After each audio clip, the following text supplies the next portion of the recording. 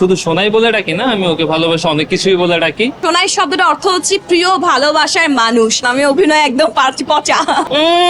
রাগ বলা যাবে না। না, ও একটু অভিমানী। খুবই ভালো আছি, আর বাইফাতে এসে খুব ভালো লাগছে। আজকে এই বাইফা আমার জন্য একটু বেশি special because I got the nomination for the best content creator award for this year. So nomination পাওয়ার কারণে বাইফা অ্যাওয়ার্ডটা আরো বেশি স্পেশাল হয়ে গেছে। ড্রেসটা পরার উদ্দেশ্য আসলে ওর সাথে কন্ট্রাস্ট করা। ওটা তো ব্রাউন কালার, সো আমি গুগল করছিলাম যে ব্রাউনের সাথে কোন কালারটা কন্ট্রাস্ট করলে ভালো লাগে। সো ওখানে অনেকগুলো কালার ছিল, পাউডার ব্লু ছিল। সো পাউডার ব্লুর মধ্যে একটা ড্রেস ছিলাম, আমি চেয়েছি একদম গ্ল্যামারাস বা কাটছাট ধরনের সাজুগুজু না করে একটু ডল ডল টাইপের একটা গেটআপ নিতে। সো এই জন্য এই গাউনটা সিলেক্ট করা। স্যান্ডেলিনা সো রূপচর্চায় আভিজাত্য। আল্লাহ, আমি তো চিনতেছি না, আপনারা চিনেন? আচ্ছা, আমার হাজবেন্ড উৎস শিকদার, এন্ড ফার্স্ট টাইম ও কোনো এ ধরনের পাবলিক প্রোগ্রামে আসছে আর কি। একে তো বিয়ে করছি তো। অ্যাকচুয়ালি আমি শুধু সোনাই বলে ডাকি না, আমি ওকে ভালোবাসা অনেক কিছুই বলে ডাকি, বাবু বলে ডাকি, অনেক কিছু বলে ডাকি। তো স্পেসিফিক আসলে নামটা ফ্যাক্ট না, কতটুকু ভালোবেসে ডাকি এটাই হচ্ছে ফ্যাক্ট। আর সোনাই ওয়ার্ডটা নিয়ে আমার একটা কথা বলার আছে।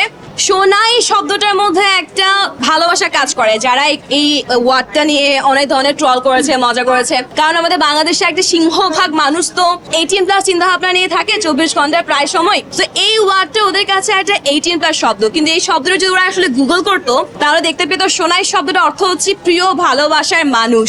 আর এখানে একটা রস্যই আছে, এটা ওরা সবাই মিস করে গেছে। আমি তো কন্টেন্ট ক্রিয়েশন করি, আমি হোস্টিং করি, এন্ড দেখা যাক না সামনে কি কি দেখা যায়। এখন যদি সব না, নাটকে দেখা যাবে না, আমি অভিনয় একদম পারছি পচা। আমার ওর প্রফেশন নিয়ে প্রথম থেকে কখনো কোনো অভিযোগ ছিল না, ফিউচারে থাকবেও না কখনো। আর ওর প্রফেশন নিয়ে যথেষ্ট হ্যাপি আছে, আর আমি আমার প্রফেশন নিয়ে যথেষ্ট হ্যাপি আছি। দুজন মিলে সংসার করছি, ওর প্রফেশন নিয়ে আছে, আমি আমার প্রফেশন নিয়ে আছি। প্রফেশন নিয়ে কোনো কমপ্লেন আমার নেই কখনো। রাগ বলা যাবে না। না, ও একটু অভিমানী। আসলে একটা সংসারে তো অভিমান থাকেই, আর সমস্যা নেই, আমি এগুলো মানিয়ে নিই। আমার মনে হয় কি চট্টগ্রামের মানুষগুলো সংকীর্ণ, কনজারভেটিভ, ঠিক আছে, কিন্তু আবার কিছু পার্সন আছে যারা এখন অলরেডি গ্রোন আপ, যারা এখন আউট অফ দ্য বক্স চিন্তা করে।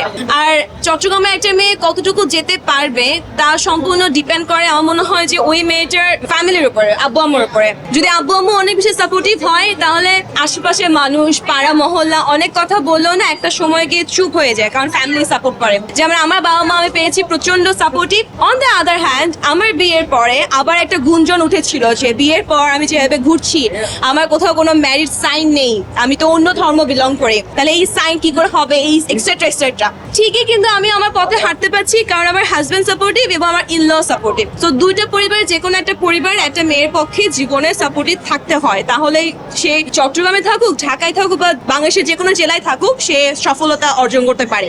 হতা হইলে একটা হতা আসল গান। আমি গান গাইতে পারি না, গান থেকে আমাকে মাফ করেন।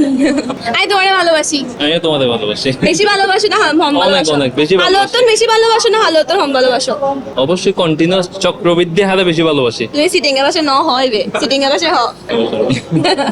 আমার মনে হয় আমার যখন সোশ্যাল প্ল্যাটফর্মগুলোতে আমি যখন পাবলিক হয়ে যাই আস্তে আস্তে, মানুষ আমাকে নানা টপিকে আমার সাথে কথা বলেছে, আমাকে নিয়ে কথা বলেছে। আমি যখন ফার্স্টে ছোট একটা বাচ্চা একটা ভিডিও নিয়ে ভাইরাল হয়ে গেছিল বিষয়টা, ওটা নিয়ে মানুষ অনেক কথা বলেছে। মানুষ অহরহ আমার চেহারা, আমার ক্যামেরায় আমার যে ফেসটা আসে সেই ফেসটা নিয়ে অহরহ কথা বলে। আমার বিয়ে নিয়ে প্রচন্ড কথা বলেছে। এরপর আমার আফটার ম্যারিড লাইফ নিয়েও মানুষ কথা বলছে। আই থিঙ্ক কথা বলার টপিকটা কি ওইটা ওদের ম্যাটার করে না, but they love to talk about me. আমি এটাকে এভাবে দেখি।